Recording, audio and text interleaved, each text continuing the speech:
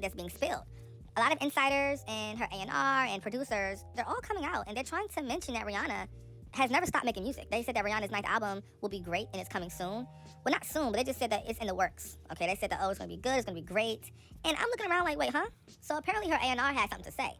And this just feels very random. I don't know, it's like, why all of a sudden now? So they said, we're always looking for what's next and what's new and what's pushing boundaries. When it comes to Rihanna's music, it changes the scope of music. It changes how people make music. Does it? I guess so. We are now hearing from producer The Dream, Grammy-winning producer, says he is willing to bet money that Rihanna will drop a new album. He says, yes, I'm absolutely sure. Y'all might be surprised. Sometimes when you stop asking for things, they disappear, right? And that's true. No shit, that's very, very true. When you kind of just let go of the, demand or the ask or the pressure, it just kind of falls into place. That is true. But no shade, I'm not gonna lie to y'all, all of this seems like a bunch of fluff and a bunch of BS. I think right now her team is trying to do PR control because her damn boyfriend is embarrassing her in the blogs. Yes, her boyfriend is making up a bunch of crazy statements saying that he will screw other girls right now. Rihanna is, apparently not looking too desired by her own man. So this is all a distraction. I feel like this is a distraction because Rihanna, new music, come on now, come on. This is like this play is getting old. This storyline is getting old. The random announcements of Rihanna doing music from a random person in the industry, the random articles coming out about a new album that's launching, and then 5 months go by, we don't hear shit about the new music. We don't see nothing but scandals and tea. Okay, A$AP Rocky drama and new pregnancies. That's all we get. Oh, and a new fancy product launch. That's all we get. Okay, but honestly, I'm kind of over the whole speculation thing with the music stuff. Like it's getting played out. It's been played out for the past 4 years now. Fans are saying my theory about Rihanna is that she's never really stopped making music. She probably is still recording in the studio, but her album isn't coming out because she's not satisfied with its artistic direction. As a result, she keeps postponing its release. I don't think so. I just don't think that she's doing music. Period. She may go in the studio here and there for fun or for a soundtrack, but. No, and even if this is the case, that's a sign to stop, girl. No shade. If you have to keep postponing because the music is trash, you probably have lost it. No shade. Bad. You probably lost it. Moving on to Lizzo, y'all. Wow, Lizzo, this is embarrassing. So Lizzo recently got on a podcast, and she was talking to the podcaster. His name is The Swiftologist, and basically The Swiftologist was asking her, how did you feel about flopping? What was your reaction to flopping? And basically she said, for 24 hours, she felt like she was a failure. She felt like she was down. She felt sad. She felt upset. She felt depressed. And my reaction to that was good. I'm glad you did. Because sometimes, y'all, no shade, I'm going to be real with you. Sometimes you have to sit in those feelings to make better music, to make better choices, to make better decisions. You have to. You have to sit in that hurt, okay?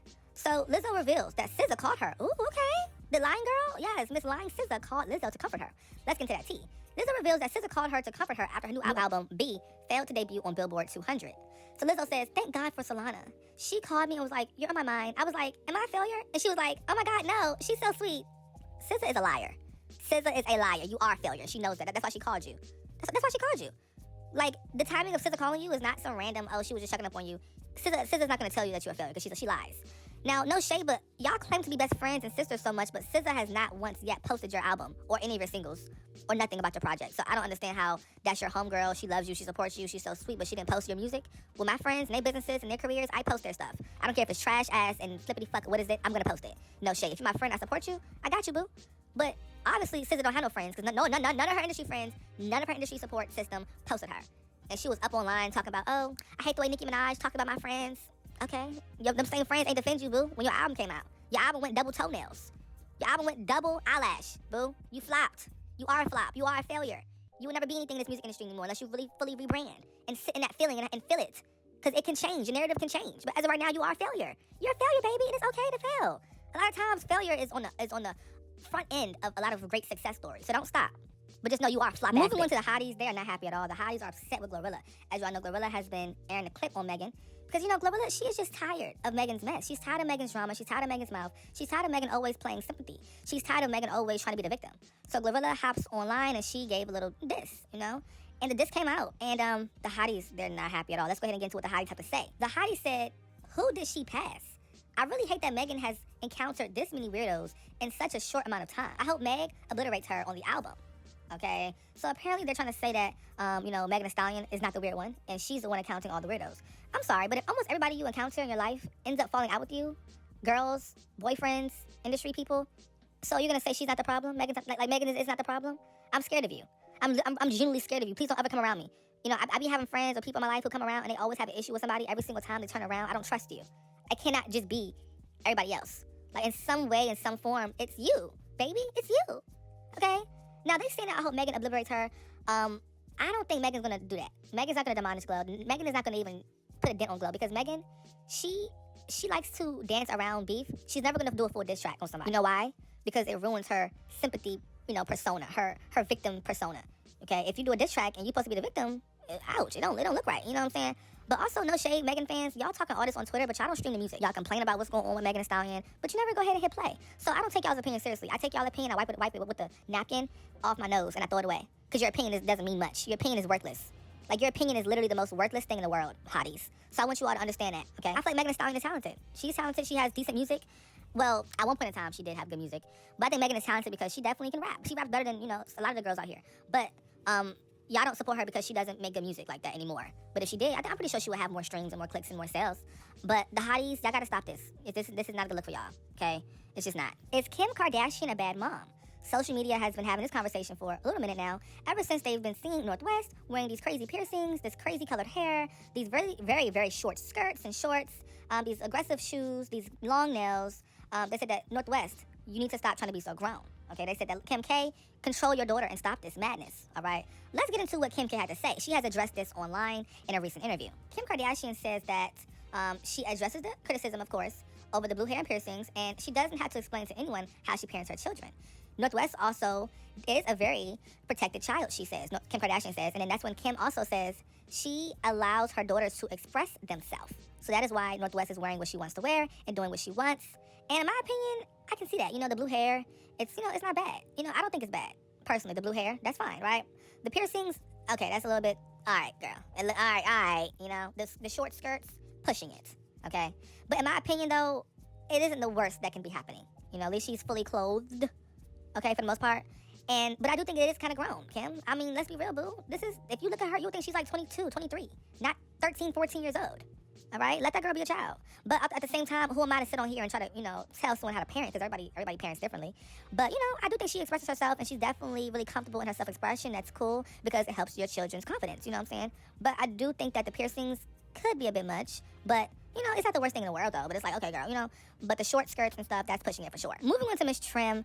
Y'all, it's BET weekend, and Miss Trim was at the BET Experience. It happens the day before the BET Awards. They have, performances, interviews, and Trim was asked by the BET Awards and Hollywood Unlocked if she would want to collaborate with Nicki Minaj, okay? So basically, Trim is literally an afterthought of Nicki Minaj, because every time she's on an interview, they're asking her about Nicki. They're asking Trim, they said, Trim, so, would you want to collaborate with Nicki Minaj? Why do I keep asking that little girl that question? Why do y'all keep asking her that? Okay, because no shade, who wouldn't want to collab with Nicki Minaj? Who wouldn't want to? Okay, it's not going to happen. Like, it's literally not going to happen. I don't care how much her team convinces Nicki and tries to pay Nicki for a collaboration. We won't be seeing it. But I kind of find it fishy that, Hollywood Unlocked is interviewing her about these questions. It's kind of seeming calculated. I don't know. But let me tell you what y'all need to interview her with. Okay, y'all need to ask her questions about her styling. Y'all need to ask Trim, hey Trim, who styles you? So we can cuss them out online.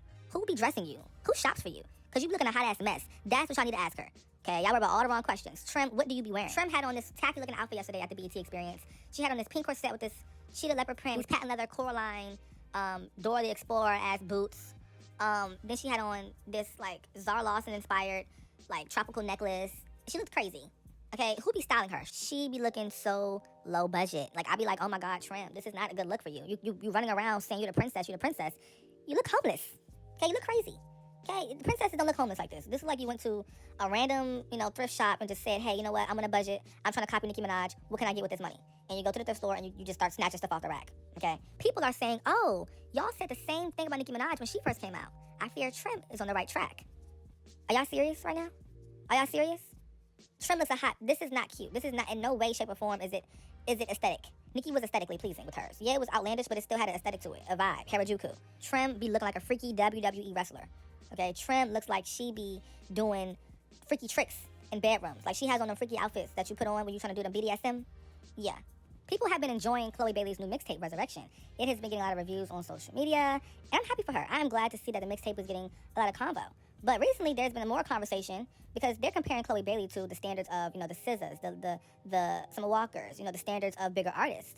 And they're saying this. They said Marsai Martin, Chloe Bailey, and Lizzo then flopped so hard in their field of work that they've resorted to being reality TV bloggers and critics. And when I saw this, I was like, wait, what? The problem is that, no, I feel like you cannot put Chloe Bailey in the same sentence as Lizzo. Chloe is way more talented than a Lizzo and a Marsai Martin. I'm sorry. Now, I feel like Chloe Bailey's music is not going to do those big numbers because that's just not where she is right now. But this is the right step in the right direction to build on that, and build that foundation up. All right, the album that Chloe Bailey just dropped, Resurrection, it's a good body of work. And it's so good that it's still charting on streaming platforms. Okay, let's get into that tea. They said, mind you, Chloe has been too busy to keep up with Love Island because she's starring in Peacock's #1 movie and dropped a mixtape that's currently sitting in the top 3 on the iTunes chart, R&B chart. Yeah, y'all, stop playing with Chloe, okay? She's that girl. She's doing her thing. Does she have some more work to do with her vocal arrangements and production? Yeah, but I'm pretty sure as time goes on, she will be fine, okay? Moving on to Carisha. Carisha's Spin That is currently aiming for a new peak. Yes, y'all, an even bigger peak within the top 20 on the Billboard Hot 100 chart, as it is raking up streams this week. If achieved, it will become her first top 20 hit on the charts. And y'all, she is really going up. Like, the song it's not just a little measly little, no. The song is going to be going up over 10 points. Yes, on the Billboard Hot 100 chart. That is a really big jump. 10 points, that's a big jump, you know, because right now a lot of songs aren't even really charting. A lot of artists are not getting on the chart at all. So the fact that Carisha's on here and she's up here this high, only songs that get to top 20 are like real mainstream hits, like pop songs, you know, like those crazy viral R&B songs. Carisha is up here with those girls. And I'm flabbergasted. I'm genuinely flabbergasted. And when it comes down to it, you know, Carisha, she gonna have to have her moment, okay? Because guess what? It's gonna end soon. What goes up goes what? Down, okay? But you know, y'all, like I told y'all, if you support this song, you support Diddy. If you support this song, you are Diddy supporter. I don't care what you say. You can't dance around it. You can't try to rephrase it. And no. You support Diddy. A$AP Rocky responds to the message that everybody has been, you know, saying that he has been wearing thongs and being disrespectful towards Rihanna. A$AP Rocky gets on stage and he says, F the internet. First they was saying a dude was wearing thongs, because you were. Then they was saying a dude ain't selling out. Okay, I guess you won with that. Nobody wasn't coming. The dude saying I'm disrespectful to my wife. You are. I mean, you know, you are, okay? Suck my D. Is that a threat or a request? Because knowing how you act on stage, the stuff you say on stage, you want people to do it to you for real. So I don't know. I think about A$AP Rocky is I think that he's just very entitled. The way he's talking on stage, like he's the main attraction. You're not Rihanna. You know, people are saying he wanted to date Rihanna because he wanted to be Rihanna. Okay, A$AP Rocky, this you was cool. You was real smooth, real cool. What happened to your aura? Now you're doing all this weird popping it and stuff on stage, and you don't seem cool anymore. You're losing your cool, you're losing your swag, you're losing your vibe.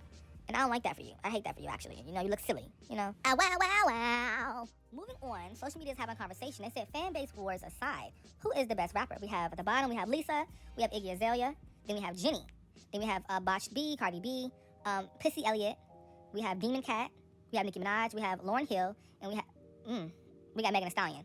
Now, you know, I don't understand why we have to say fan base wars aside when we all know who's the best on here, okay? Like, we all know who's the bestest. It's like, why do we even have to bring this up, okay? But I feel like right now they're trying to discredit Nicki because right now it's trendy to kind of write her off. But I feel like if I had to pick, of course, my top 2 would be Lauryn Hill and Nicki Minaj, of course. I don't think Cardi B should be on here. She doesn't write. Why is she on this list? Why is she on here? Jenny and Lisa and them, I don't consider them rappers. I'm sorry. I don't consider them rappers at all. They need to go. Doja Cat, okay, I guess she cool too. But I consider Doja Cat more of an artist versus just like a rapper. You know what I'm saying? My top 3 on this list would be, where's Kim? Why is Kim not on here? Oh, they just erased Little Kim, but they gonna put Jenny and Lisa on here? Come on now. Get them girls off the list, y'all, okay? Where's Lil Kim? Where's Foxy at? Where's Foxy Brown? Okay, this is strange. Where's Eve?